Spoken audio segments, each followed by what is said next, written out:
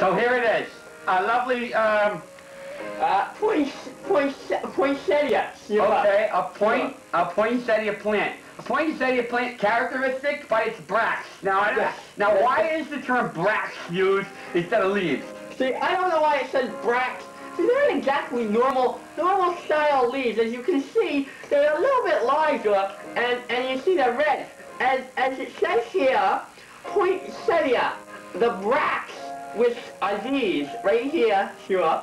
But it's not. It says the bracts which are red. But if you notice, the green bracts are the same exact shape as the red bracts. So does that mean that the green ones contain red? Kind of like this one right here. If you can see it in the front, it is partially red and partially green. Green, sure. Now, what's the significance of the yellow flower? And I don't see a yellow flower. I don't see any yellow flowers. But you know the history of this plant. It's is it a foreign plant or is it well, in the dictionary over there, it says that it is American subtropical plant or domesticus shrubus. I have it right here. It's okay. This is what you said. A dictionary, but he was referring to the second college edition of the American Heritage Dictionary. And imagine trying to write a dictionary saying okay, how many words? Forget about it. What's the history of the plant? Okay, so you guys are putting together and they tell you how to say it. Like, if you had, how do you pronounce it backwards? E, okay, so forget that part. So just say poinsettia, and then you go like this. A tropical American shrub. Now, I don't know about you, but I've never been in a tropical American place. And Shrubus domesticus in Latin. That's another word. Okay, it's called euphorbia. Euphorbia? Chimera. Oh. That's all right. Sorry, I can't say that. It says this about the poinsettia. Basically, it's having a usually scarlet bracts. Scarlet. In other words, red. Sure. Beneath small yellow flowers. Now, my yellow flowers are missing.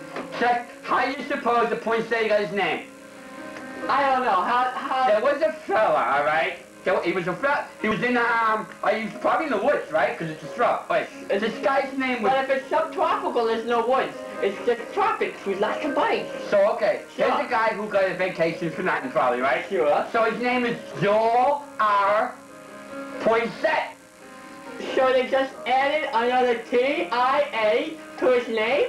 Poinsettia. Now, I don't know if he approves of that. Sure. But you know, thinking about poinsettias being named after this guy, Joel, he lived 1799 1851. It would be erroneous to say that he discovered it in 1799.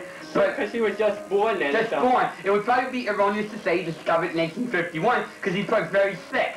Yes. Unless they brought it to him in the hospital and he says, what the hell is that? And he says, I don't know. I found it growing in the American tropics. Sure. Okay. So in other words, I see here, there's another word for it, the Latin word. So is that Joel R. Poinsettia's name in Latin? Kind of like the thing on the back of the dollar bill, George Washington's name. Yes, unum. Sure. Unum. Sure. I always thought about that. You know, George Washington's name in Latin. Okay, so when you see this, think of e pluribus unum, for God's sake. Now, sure. Is there but back to if this is a Shrubus domesticus or not. According to this little tag that came with it when it was purchased, it says grown in Canada.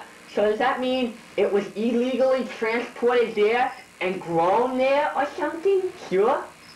If I was to buy a Canadian plant and I was to say that it was an American shrub, I would say something's really wrong here.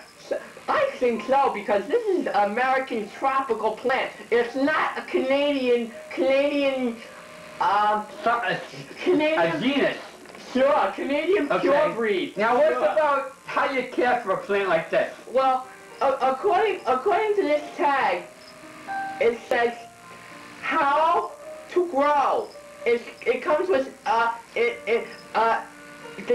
directions. All right, it tells you what to do, and it says how do you grow it. Now, I got one that's already grown, but maybe I want to maintain the plant. It says keep in direct light. Sure. So we got light. We got light right here. Okay, go ahead. Sure. Yeah. Sure. Moderately moist.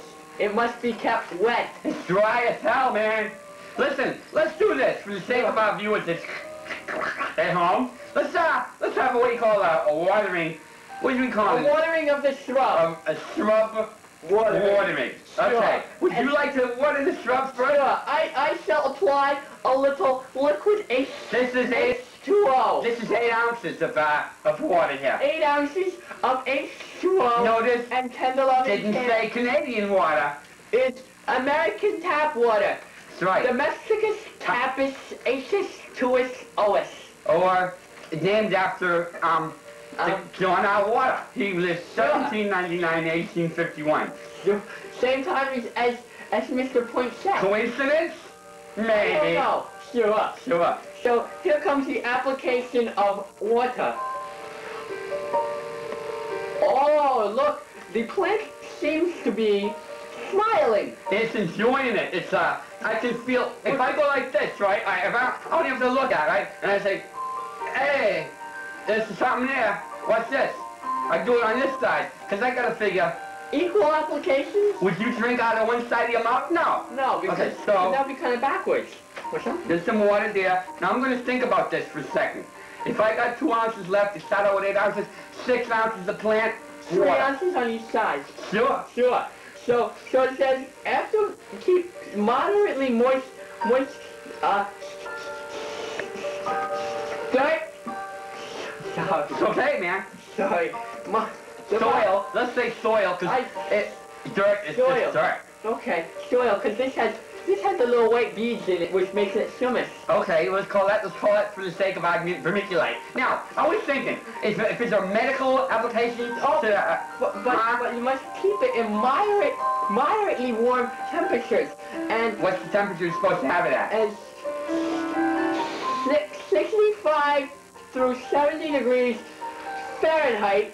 And since it's from Canada, it has English to metric. It's metric. Yes. How do you like that, a metric plant? It says 18 to 21 degrees Celsius. Okay, then for that sake of argument, we used about 150 milliliters of H2O, named after, of course, we went through that already. Now, is there a medical, suppose I was a doctor, right, and I'm walking through the Canadian tropics, and Does Canada have a tropics? They buy ours and they sell it back to us for like 25% extra. But is it a medical plant? Can I get well? With the I don't think so. Ingestion of the leaf of the brax. I'm sorry. It says if you was to ingest, if you was to eat the brax of this plant, you could die or something like that. Cause it'll make you really sick. Yeah. You know what I just thought of? Sure, and you know, see, this is not a healthy thing to eat, so you shouldn't have it around food.